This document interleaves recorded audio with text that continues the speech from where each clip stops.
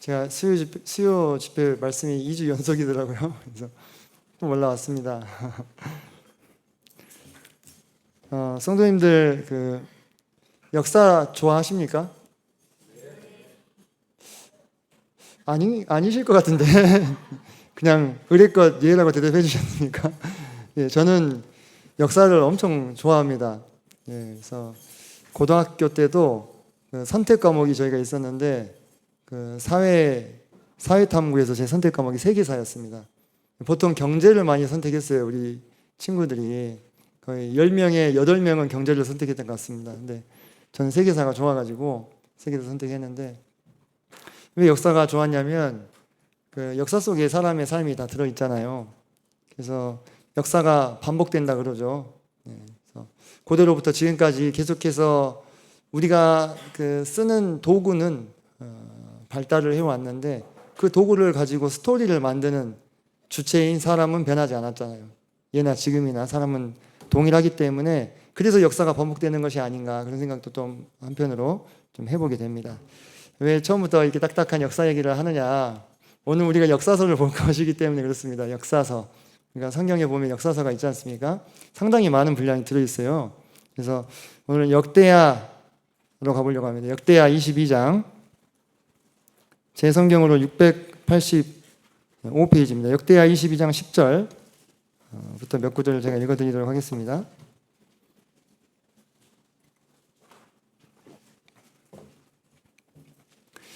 (22장) 10절부터 12절까지 제가 읽어드리도록 하겠습니다.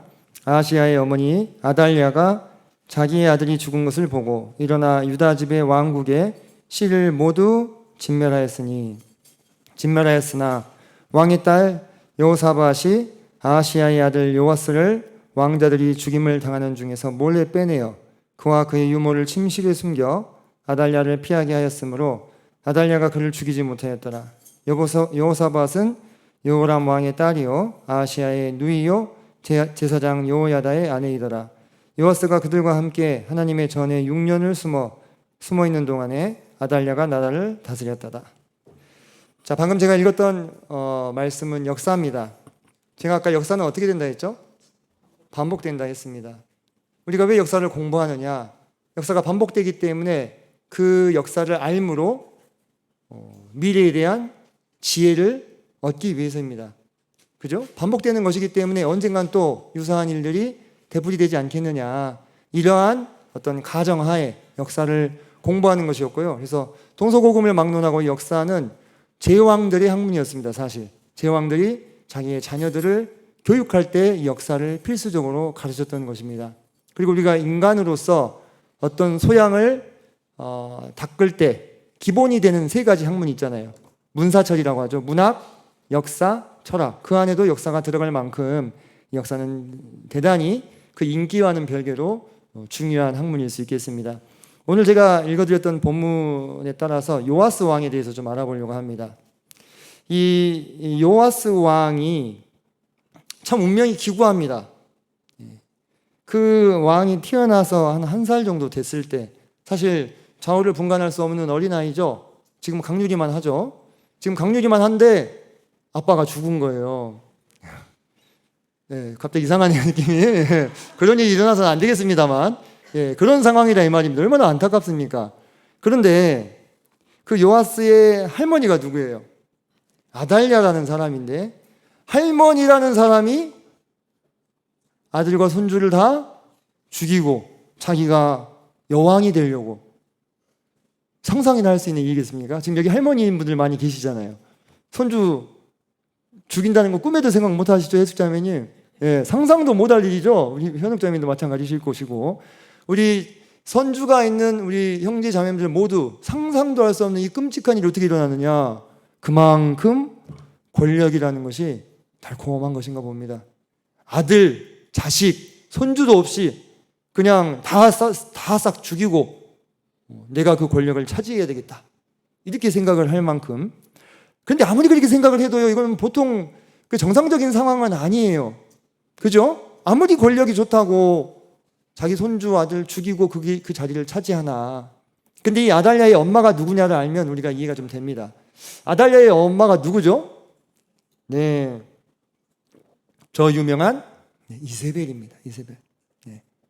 그 이세벨과 결혼한 사람이 아합이라는 사람이었습니다. 그러니까 자기 아빠 엄마가 바알 숭배로 둘째가 라면 서러운 아합과 이세벨이었단 말이에요. 그 밑에서 자라난 딸이 얼마나 잔인하고 얼마나 비인간적인, 반인륜적인 그러한 어떤 이 생각 속에서, 가치관 속에서 자라났겠냐 이거예요. 그러니까 기꺼이 자신의 핏줄들도 죽이고 그 자리를 차지하고자 했던 것입니다. 어쩌면 이 요아스 왕의 기구한 운명은 아마 거기서부터 틀어졌는지도 모르겠다는 생각도 좀 듭니다. 요아스 왕이 자기가 어떻게 해볼 수 없는 그런 것이었죠. 그래서 이 아합 왕과 사돈 관계를 맺은 사람이 저 유명한 유다의 성군 여호사밧이었습니다. 여호사밧이 참 정치를 잘했습니다. 그죠? 신앙도 아주 훌륭한 분이셨고요. 근데 그분이 저지른 유일하다고 하긴 좀 그렇지만 참 안타까운 결정적인 실책 중에 하나가 뭐였느냐? 바로 북이스라엘과 혼인 관계를 맺은 거였어요. 근데 사실 그 조치가 그때 당시에 어떤 중동의 어떤 그 상태를 봤을 때는요, 대단히 현명한 조치였다고 하는 것입니다. 북이스라엘과 남유다는 종종 부딪히는 관계였습니다. 그 관계 속에서 둘의 사이를 돈독하게 만들어줄 수 있는 것이 무엇이 있었느냐? 바로 결혼 동맹이라는 것입니다. 그 결혼 동맹은 많이들 맺는 것이었어요. 그때 당시 중동에 있는 아람이라든지 모압과 암몬과 에돔, 또 위로는 아수르, 바벨론 이런 나라들이, 밑으로는 애굽까지 해서요. 솔로몬의 아내가 애굽 사람이었잖아요. 이런 게 대표적인 결혼 동맹이었습니다. 그래서 정치적인 관점에서 봤을 때는 여호사밧의 조치는 적절한 조치였다. 하지만 신앙의 관점에서는 그보다도 더 나쁜 수가 없었다고 하는 것이죠.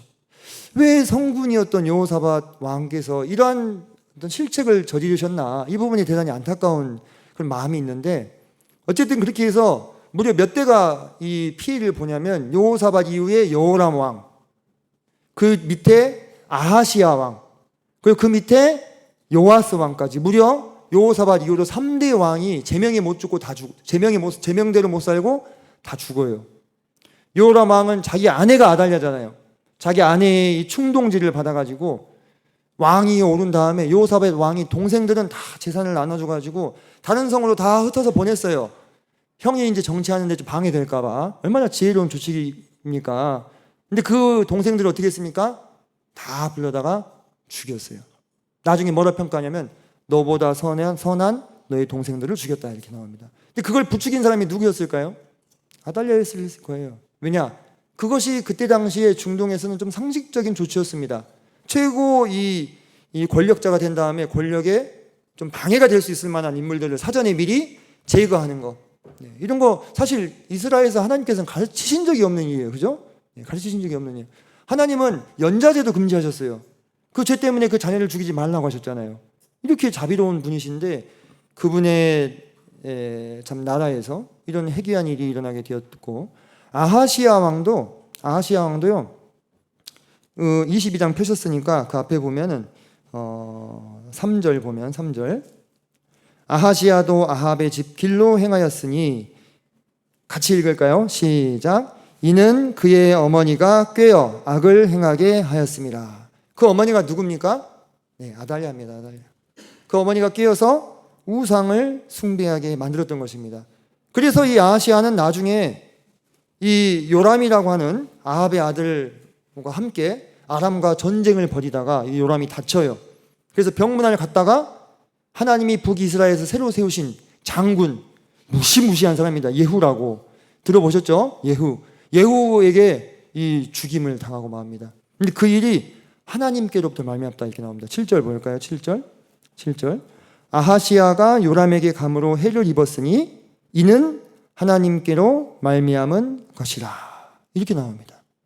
지금 세상에 여호사밧 왕이 며느리 한 명 잘못 들였다가 지금 자기 아들, 손주, 거기다 증손주까지, 요아스도 죽을 뻔했죠.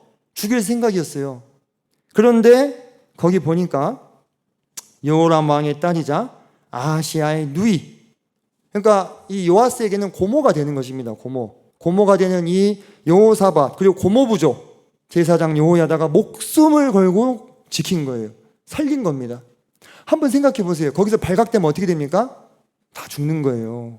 자기 아들 손주도 죽이는 사람이 안 그렇습니까? 예, 죽는 겁니다. 근데 우리가 이런 그 역사적인 정황들을 이렇게 보게 될 때 우리는 그 안에서 아주 모종의 끔찍한 음모를 관찰할 수가 있다고 하는 것입니다. 아주 교묘하게 이 사탄은 그의 종들을 사용해서 누구의 혈통을 끊고자 하느냐? 바로 메시아의 혈통을 끊고자 하는 시도였다라고 하는 거예요. 단순히 우리가 이 상황을 역사적인 정쟁으로, 쟁투로 봐서는 안 됩니다. 권력투쟁으로 봐서는 안 된다는 것입니다. 이 이면에는 어떤 의도가 숨어 있냐면 사탄은 틀림없이 이 에덴 동산에서부터 시작된 여자의 후손이 자기의 머리를 부수게 될 이 예언을 계속 불편하게 염두하고 있었을 것입니다. 그래서 누굴 죽였어요? 아벨을 죽였죠. 의로운 자들의 혈통을 끊기 위해서 끊임없이 노력하는 걸 보게 됩니다. 그게 계속 이어져 내려오다가 마침내 유다의 산 별이 나시리라 이렇게 이 예언이 계속 이어지잖아요. 메시아 예언이. 그리고 다윗 왕조에 마침내 어떤 언약이 주어집니까? 다윗 언약이 주어집니다. 그죠? 그래서 그 왕자가 끊어지지 않고 영원히 지속될 것이라는 거. 그래서 요아스만 죽였다면 이제 하나님은 그분의 언약을 성취할 수 있어요, 없어요? 성취할 수 없어요. 다윗의 후손에서 메시아가 나셔야 되는데 요아스만 죽였으면, 그죠?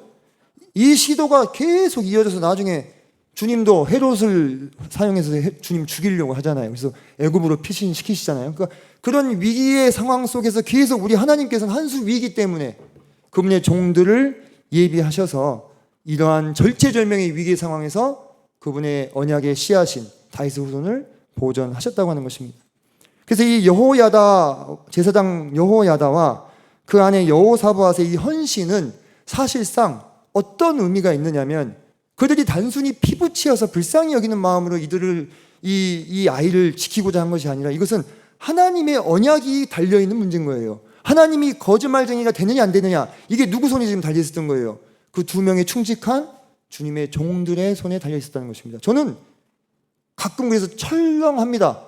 이런 역사를 볼 때마다 아니 하나님 뭘 믿고 이 인간들에게 이 연약한 두 사람에게 힘도 없는 이 두 사람에게 하나님의 언약의 성취의 여부를 맡기십니까? 이거 바람 한번 잘못 불면 어떻게 돼요?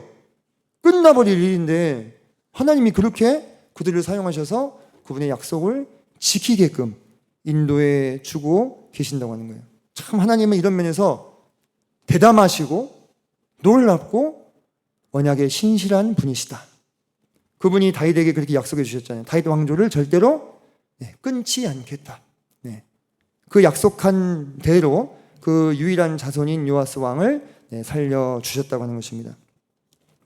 그렇기 때문에 이 여호야다 제사장과 이 여호사밧은요, 요아스에게는 어떤 존재입니까? 이건 은인을 넘어서 이제 진짜 아버지, 어머니 같은 존재인 거예요. 그죠? 이분들이 없었으면, 이분들의 결단이 없었다면 요아스는 이미 이 세상 사람이 아니었을 상황인 겁니다. 그런데 이들이 목숨을 걸고 하나님의 언약을 지키기 위하여 이 요아스를 살리고 무려 6년 동안 이 요아스를 숨겨서 키웁니다. 숨겨서 키워요. 요아스가 말을 잘 들어줬을까? 너 지금 막 울면, 너 들키면 죽을 수도 있어요. 이해했을까? 한번 생각해 보세요. 1살짜리 우리 강률이 이해합니까? 이해가 어떻게 되겠어요? 이해가 안 되는 거죠. 1살, 2살, 3살, 뭐 한 4살까지도 자기가 지금 어떤 상황이고 자기의 행동이 자칫 잘못하면 어떻게 자기의 목숨을 앗아갈 수 있는지를 알지 못하는 상황에서 그 애를 데리고 숨겨서 키워야 되는 그런 상황인 거예요. 그러다가 마침내 때가 이르렀을 때 23장 1절을 보겠습니다. 제7년에 여호야다가 용기를 내어 이제 백부장들을 소집을 합니다. 그죠? 그리고 그 성전을 이제 지키는 그런 자들을 모두 모으고 또 2절 보니까 그들이 유다를 두루 다니며 유다 모든 고을에서 레위 사람들은 싹 흩어져서 살았잖아요. 그죠? 그리고 이스라엘 족장들을 모아 지도자들을 모았다는 것이죠. 예루살렘에 이른지라.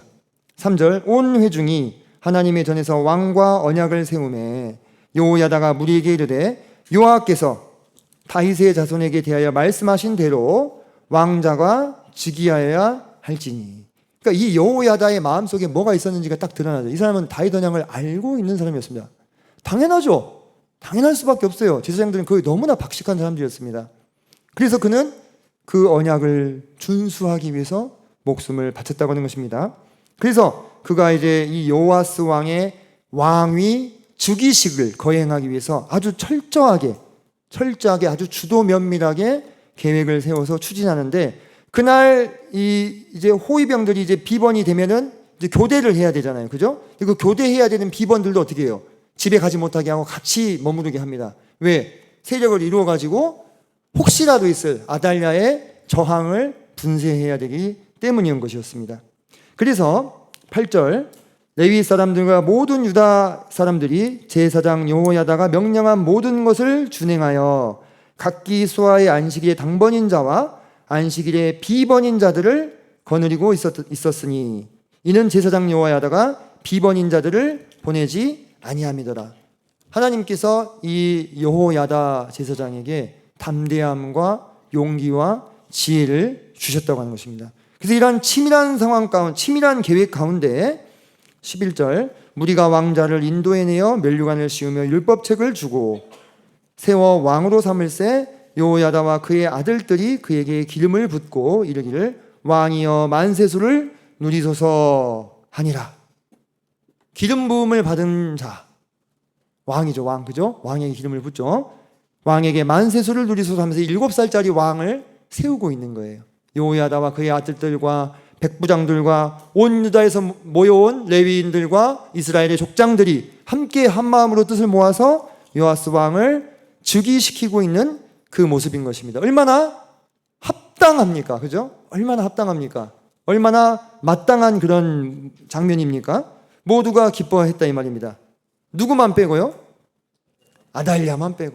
아달랴가 지금 12절 보니까 백성들이 뛰며 찬송하는 소리를 듣고 여호와의 전에 들어가서 백성에게 이르되 이르러 하면서 13절, 봄에 왕이 성전문 기둥 곁에 섰고 지휘관들과 나팔수들이 왕의 곁에 모셔 서 있으며 그 땅의 모든 백성들이 즐거워하여 나팔을 불며 노래하는 자들은 주악하며 찬송을 인도하는지라. 왜 이들이 이렇게 기뻐할까요? 왜? 왕이 세워져서? 자, 성도님들 한번 생각해 보시죠. 우리가 그 장면 속으로 한번 들어가 봅시다. 아달랴의 반역 사건을 온 유다가 들었을 것입니다. 무슨 소문이 같이 이어서 퍼졌을까요? 다윗 왕조가 끊어졌다. 이 소문이 함께, 왜? 요아스가 살아있는 것은요, 극비 중에 극비 상황이에요. 아무도 몰라요. 그 예루살렘에 살고 있는 사람들도 모릅니다. 알면 그대로 죽는 거예요. 그러니까 그 밖에 사는 변방에 있는 유다의 모든 족속들은요, 이게 어떤 사인이냐면 하나님의 언약이 깨졌다, 끊어졌다, 이렇게 받아들여지는 거예요. 왜? 하나님이 틀림없이 다윗 왕에게 다윗 언약을 주셨단 말이에요. 그죠? 근데 그 언약이 깨어졌다. 이스라엘 사람들은요, 이 경험이 있습니다. 하나님이 언약을 철회하실 때 이스라엘에 뭐가 미칩니까?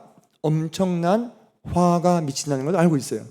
그러니까 그 가운데서요, 이 소식을 듣고 어쩌면 제가 그냥 상상하는 것입니다만 정말 죄를 무릅쓰고 옷을 찢고 통곡하면서 하나님께 부르짖은 자들이 한둘이 아니었지 않았을까, 그런 생각들이 든 거예요. 그러니까 한번 그 상황을 들어가 보시라고요.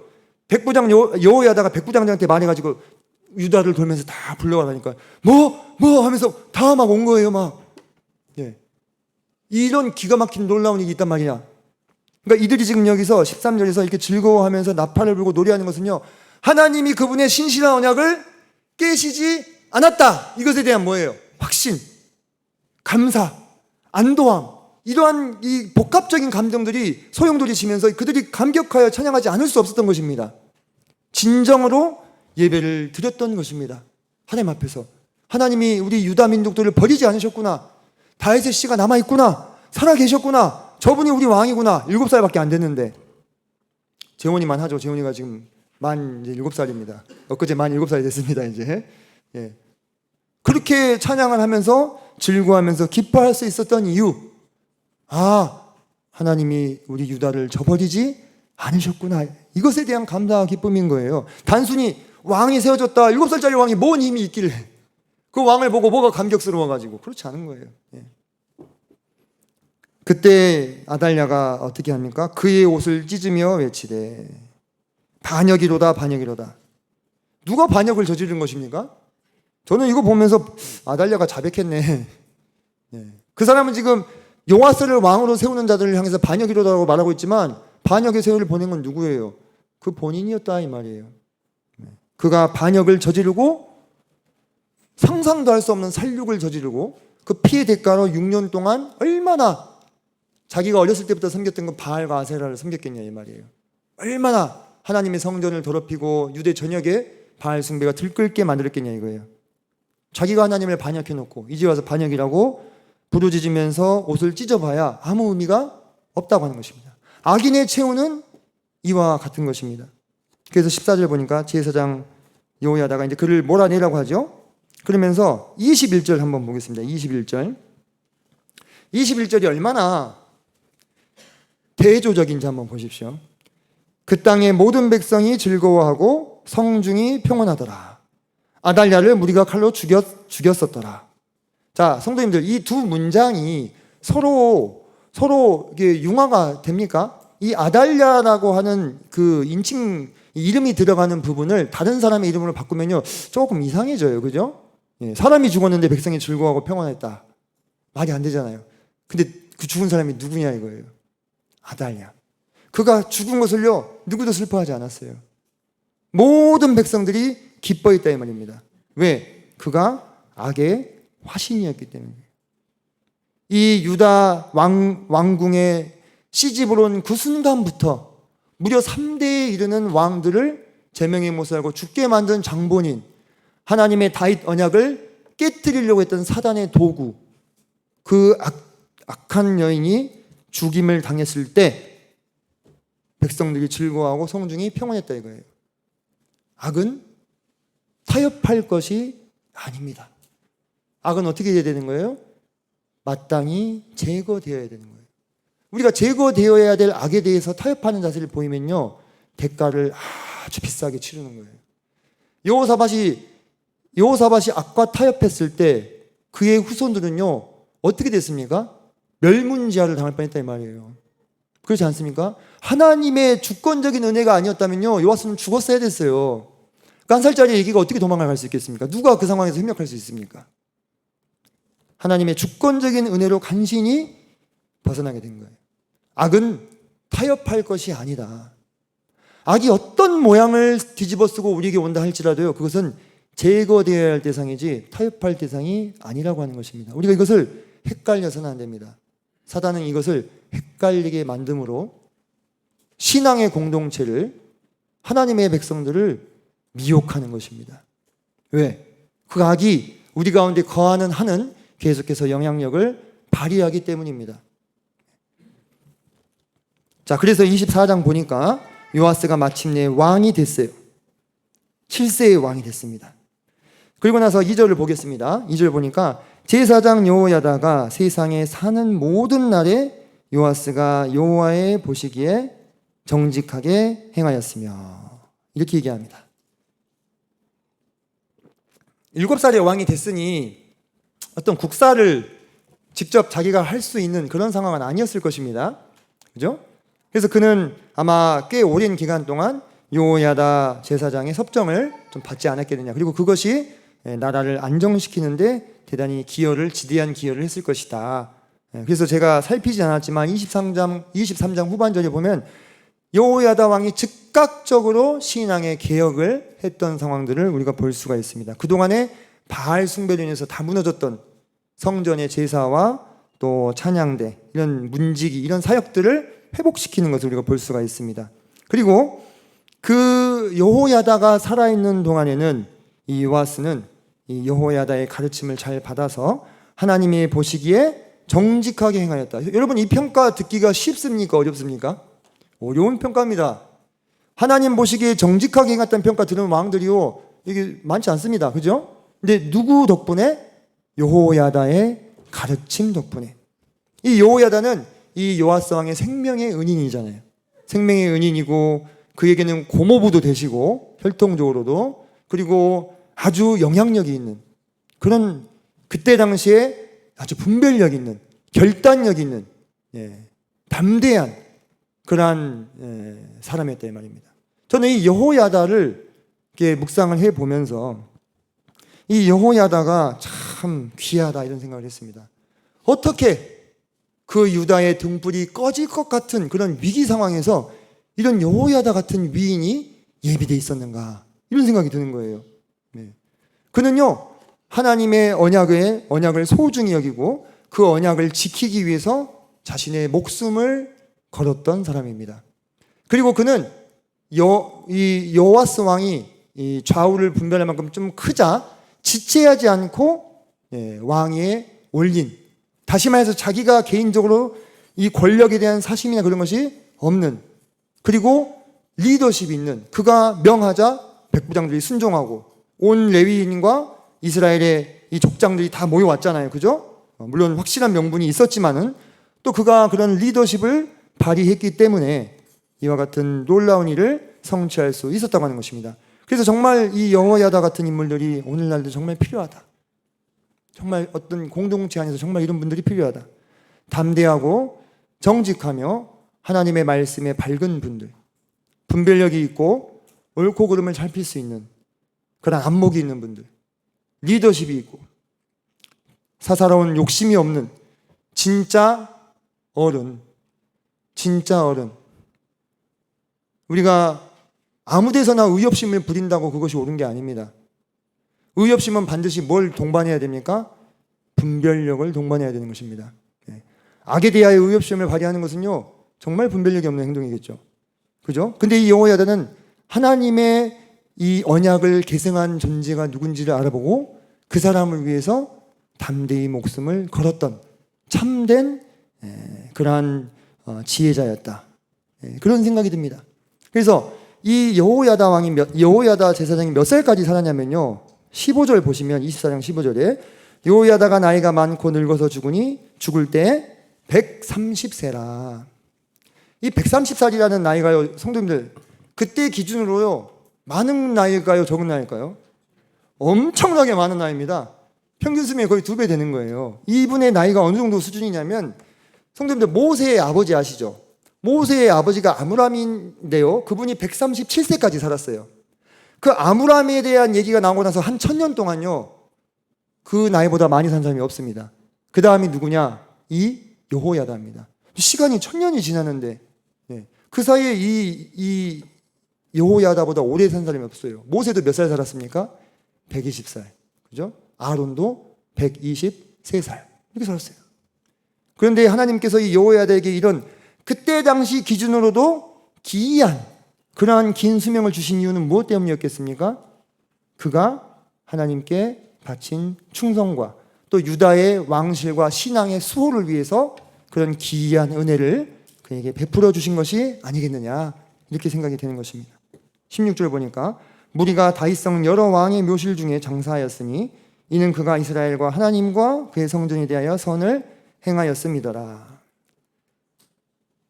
참 사람의 마지막 평가가 이보다 더 명예로울 수 있을까요?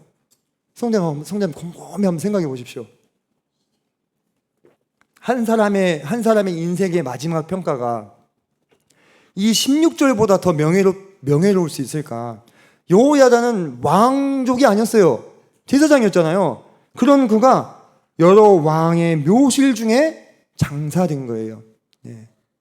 왕 중에서도요, 제대로 왕노를 못하면 열왕의 묘실이 못 들어갔습니다. 요아스 못 들어갔어요. 그죠? 근데 이 사람은 왕 출신도 아닌데 그 열왕의 묘실에 장사가 됐어요. 그리고 그 이유와도 기가 막힙니다. 그가 이스라엘과 국가를 섬긴 사람이에요. 하나님과 그의 성전에 대하여 선을 행하였습니다. 우리의 마지막 평가가 참 이와 같다면 얼마나 명예로울까요? 그가 교회와 주님과 성도들을 위하여 선을 행하였다. 참 사모가 되는 묘비명이죠. 참 사모가 되는 그런 평가가 아닌가 싶습니다. 이 여호야다로 인해서 요아스는 그가 살아있는 동안에는 참 이 명민한 모습을 보여요. 이 하도 그 아달랴 때 이 성전을 많이 회파해 놔가지고 그것을 다시 중건하려고 이제 돈을 모으라 했는데 제사장들한테 맡겨놓으니까 제사장들은 그런 일을 잘 못하잖아요. 행정적인 일. 그리고 자기들이 할 일도 많이 있어요. 성전을 섬겨야 되니까. 그러니까 좀 일이 더뎌요. 그러니까 여기서 왕이 어떻게 하느냐, 자기가 의견을 딱 낸다 이 말이에요.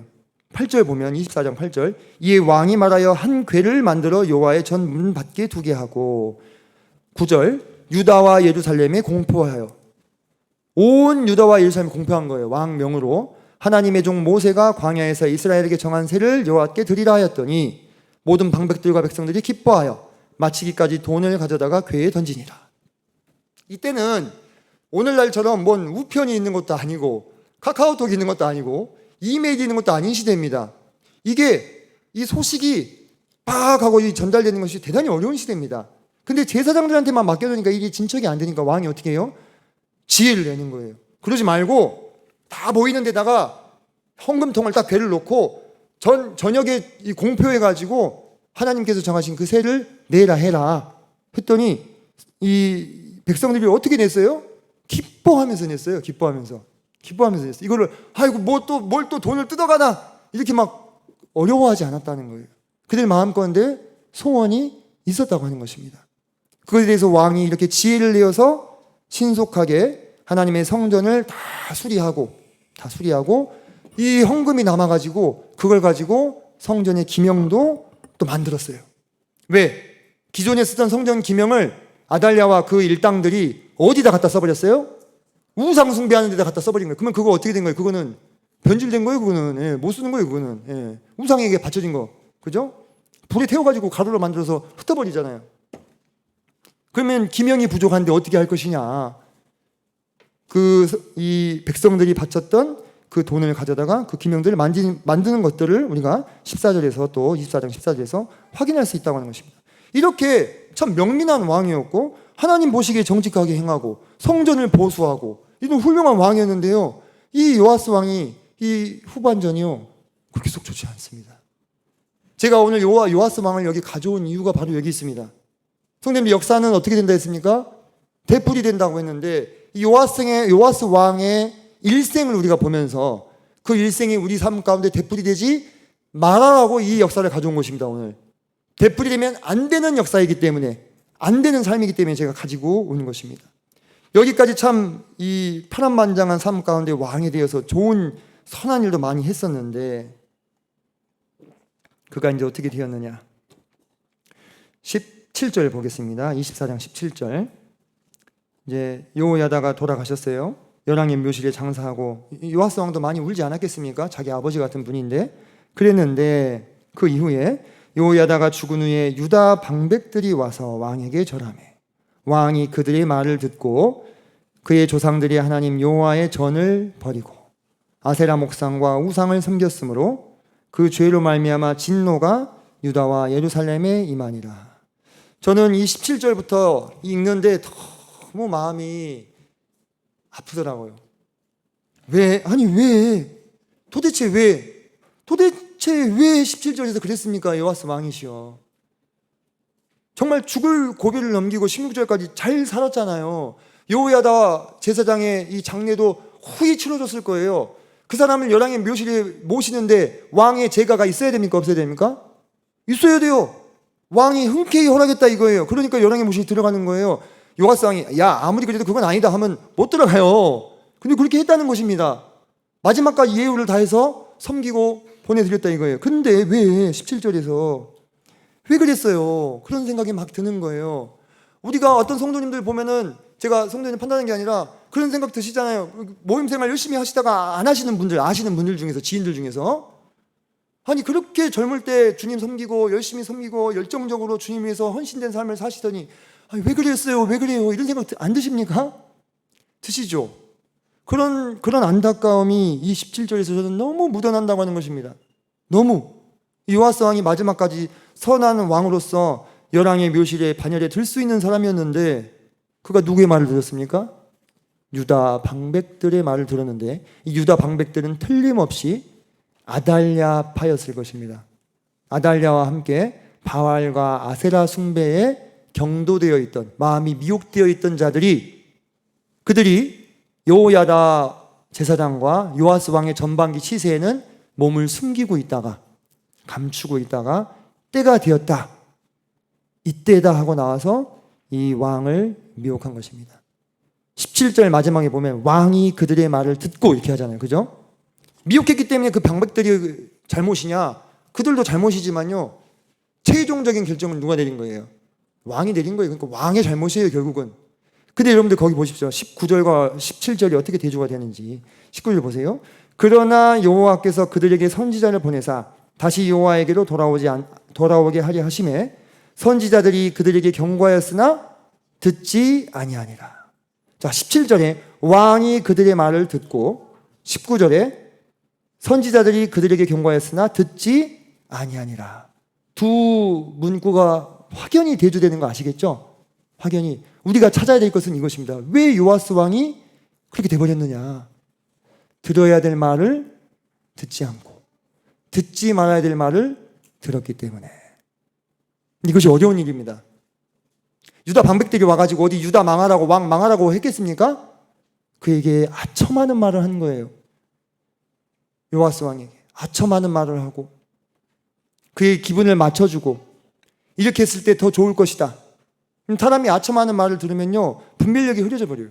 그들이 같이 섬기자고 하니 아세라 목상이 어떤 우상입니까? 누가 섬기던 우상이에요? 아달랴가 섬기던 우상이에요. 그럼 아달랴는 어떤 사람입니까? 다윗 왕조를 다 끊어먹으려고 했던 자기 할머니지만 원수예요, 원수. 국가적인 원수. 그 국가적인 원수가 섬기던 신을 섬깁시다 하는데 넘어가 버린 거예요.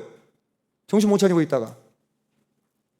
그리고는 하나님께서 그 상황을 딱하게 보시고 보낸 그들의 종, 그분의 종, 선지자들의 말은 듣지 않았다는 것입니다. 이것이 비극입니다. 오늘날에도 한 성도, 한 영혼의 신앙이 무너짐에는요, 분명한 이유가 있는 것입니다. 그가 들어야 될 하나님의 말씀은 청종치 아니하고 그의 기분을 생각해주고 그의 기분을 맞춰주는 것 같은, 그의 감정을 어루만져주는 것 같은 그런 말들에만 귀를 기울이면서 하나님이 기뻐하지 않는 행동들을 선택하게 될 때 그 영혼은 신앙으로부터, 하나님으로부터 점점 멀어진다고 하는 것입니다. 근데 그게요, 참 그 순간에는요, 그럴듯해요. 그래서 분간하기 어렵고 그래서 넘어가고 만다고 하는 거예요. 요아스 왕도 얼마나 이 명민한 왕이었습니까? 그가 이 성전 건축을 위해서 그가 추진하는 이 추진력을 보십시오.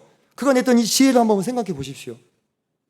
그랬던 왕이 이렇게 그 홀리는 말에 넘어가서 자기 원수의 신을 다시 섬기고자 하는, 참 하나님 참 얼마나 은혜로운 분이십니까? 그 와중에도 바로 치지 않으시고 자기 선지자들을 보내시다가 결국은 누구까지 보내셔요?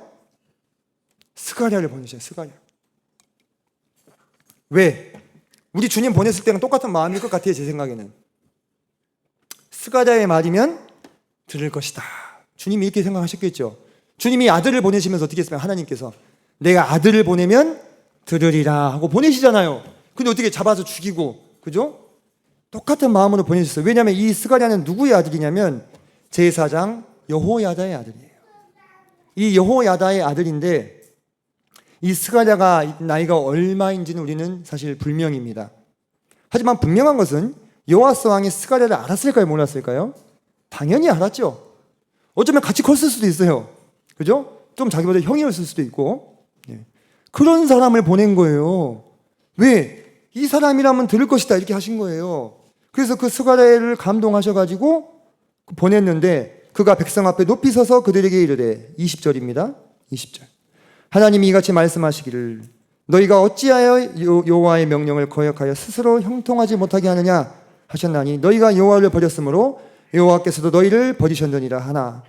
21절. 무리가 함께 꾀하고 왕의 명령을 따라 그를 여호와의 전뜰 안에서 돌로 쳐 죽였더라. 누구의 명령에 따라서요? 왕의 명령에 따라서. 오, 세상에. 이게 그의 은인의 아들에게 할 행동입니까? 참 이 시대는요, 상식이 없는 시대예요. 아달랴가 하는 행동이나 요아스가 하는 행동이나 아무리 그래도 그렇지 자기 목숨을 살려준 은인의 아들을 돌로 쳐 죽이라고 명령을 했다는 것입니다. 그것도 어디서요? 여호와의 전뜰 안에서. 이게 더 충격적인 거죠, 사실. 이게 더 충격적인 것입니다. 왜 그러느냐? 성도님들, 여호와의 전뜰이라고 하면은 성전에서, 솔로몬 성전이 만들어져 있었잖아요, 그때 거기서 물두멍과 번제단이 있는 곳이에요. 거기에 이스라엘 남자들은 들어갈 수 있었어요.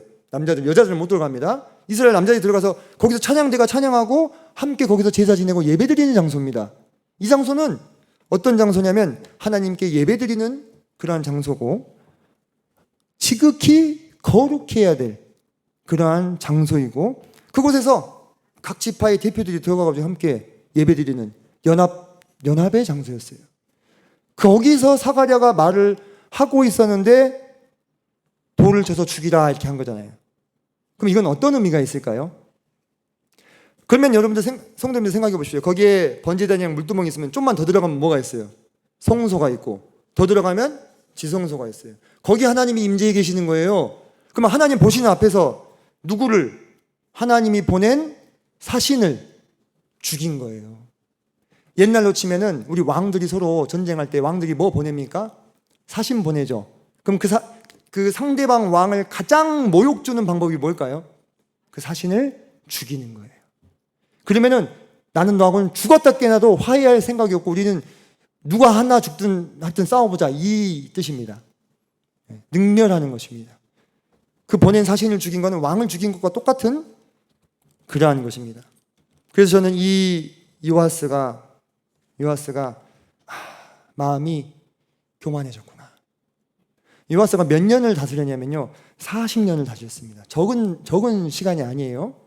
그리고 제가 아까 말씀드렸던 그 여호와의 전을 증축하기 위해서 돈을 모으는 명령을 내린 때가 언제냐면 요아스 왕 23년. 그때까지만 해도 이 사람이 정상이었다 이 말이에요. 그때까지만 하더라도 이미 40년 치세 가운데 20년 넘어간 상황이니까 전반전은 참 잘 다스렸다 이 말입니다. 어느 시점인지 모르겠지만 사람이 이렇게 바뀌어버렸어요. 똑같은 요아스가 맞는가 싶어요. 사람이 이렇게 바뀌어버렸어요. 그 기간 동안 하나님이 이 요아스 왕과 남유다에게 뭘 주셨습니까? 평화를 주신 거예요. 평화를. 오래 지속된 평화 가운데 마음이 교만해져서 하나님의 선지자도 두려워하지 않을 정도가 되어버린 거예요. 다시 말해서 더 이상 요아스가 하나님을 경외하지 않게 되었음을 볼 수가 있습니다. 성도님들, 이 요아스 왕이 왜 신앙을 잃어버렸다고요? 들어야 할 말을 듣지 않고 듣지 않아야 될 말을 듣고 하나님을 경외하지 않고 교만하게 되었을 때 그는 정말 전반전에 그 요아스가 맞냐 싶을 정도로 아주 처참하게 변해 버렸다고 하는 것입니다. 그 여기서 이제 이 스가랴가 죽으면서 여호와는 감찰하시고 신원하여 주옵소서 이렇게 말하면서 돌을 맞으면 죽었다 이거예요. 근데 그가 어떻게 됐느냐? 1년 시간이 지났습니다. 주님, 하나님 보시면 보통 1년씩 시간을 주시더라고요. 다윗왕도 밧세바의 일로 이 징계하신 게 몇 년?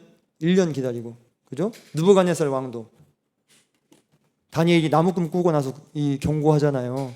그거 하고 나서 딱 1년 뒤에 이 야수로 변해버려요. 그죠?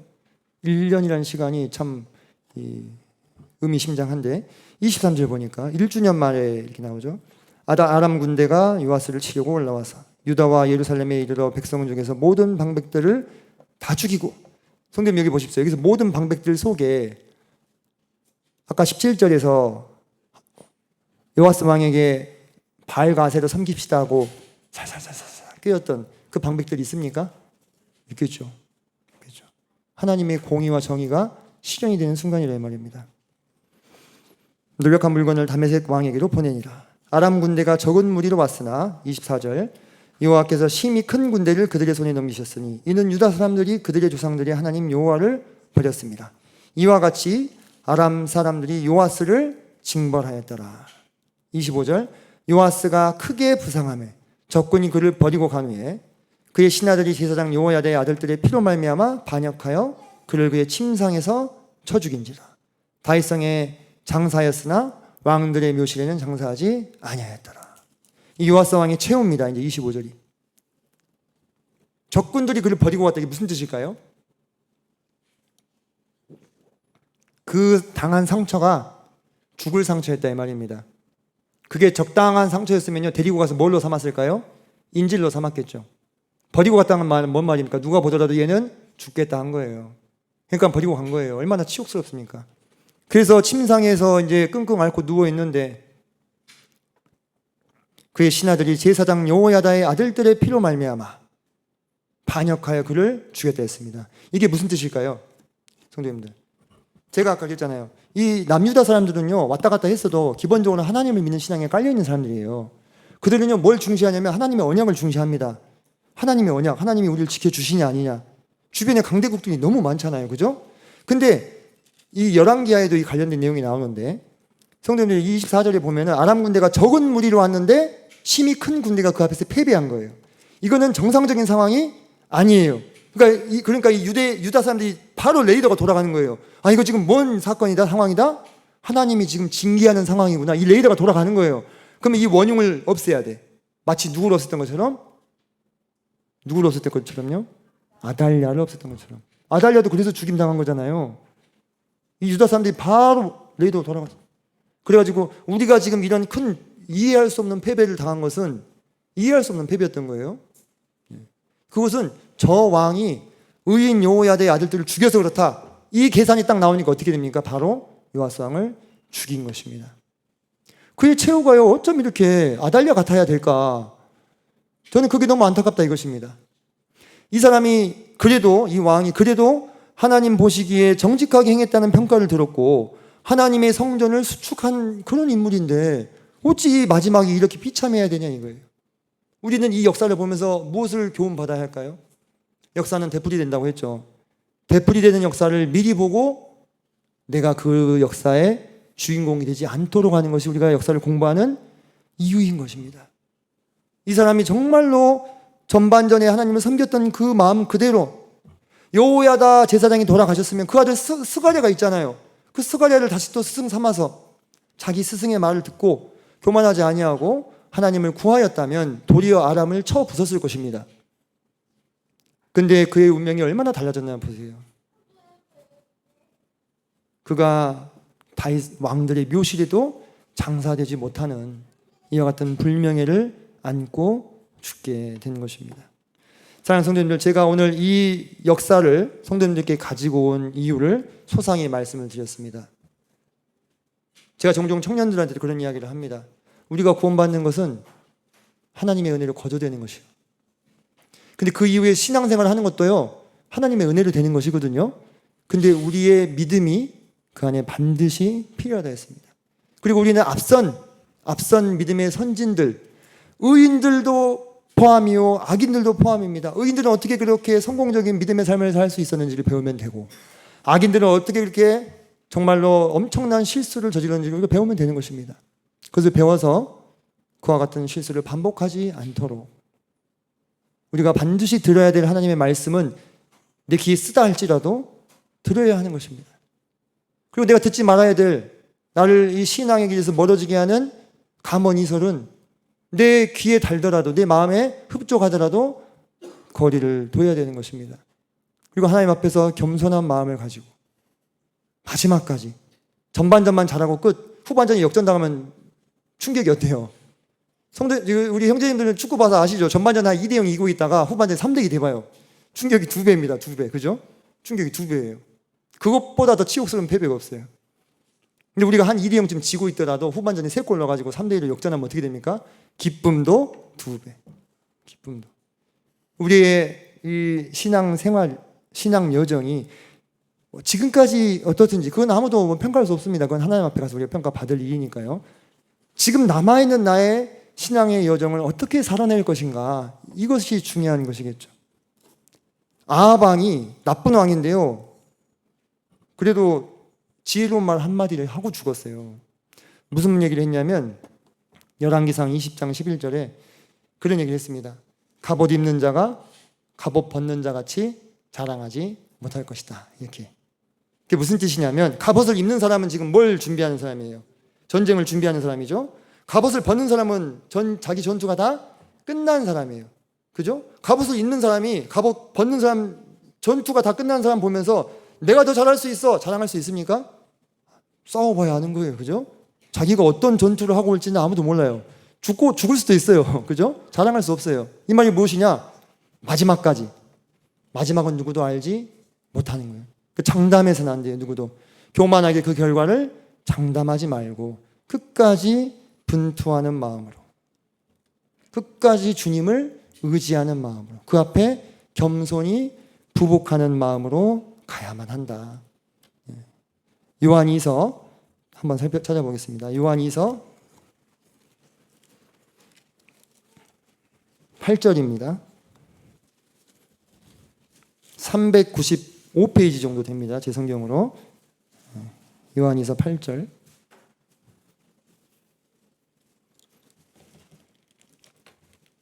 같이 읽도록 하겠습니다. 시작. 너희는 스스로 삼가 우리가 일한 것을 잃지 말고 오직 온전한 상을 받아라. 사랑하는 성도님들, 지금까지 여러 가지 불비한 여건 가운데서도 우리 주님을 섬기시고 또 교회와 성도님들을 섬기시는 것을 주님이 누구보다 잘 알고 계십니다. 마치 요아스 왕이 전반부에 그렇게 하나님을 섬겼던 것처럼요. 근데 우리가 이제 여기서 적당히 하나님의 말씀을 취사 선택한다거나 내 마음에 맞는 것만 듣고자 한다거나 하나님을 경외하는 마음이 떨어지게 된다면 우리의 후반전은 아무도 장담할 수가 없습니다. 우리의 신앙은 그 누구도 장담할 수가 없습니다. 그래서 우리는 스스로 삼가야 합니다.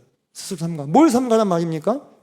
우리 마음 가운데 가만히 들어오는 거짓된 교훈과 감언이설의 말들을 삼가야 하는 것입니다. 뭔가 신기한 거, 뭔가 대단해 보이는 거, 이런 거 없어요.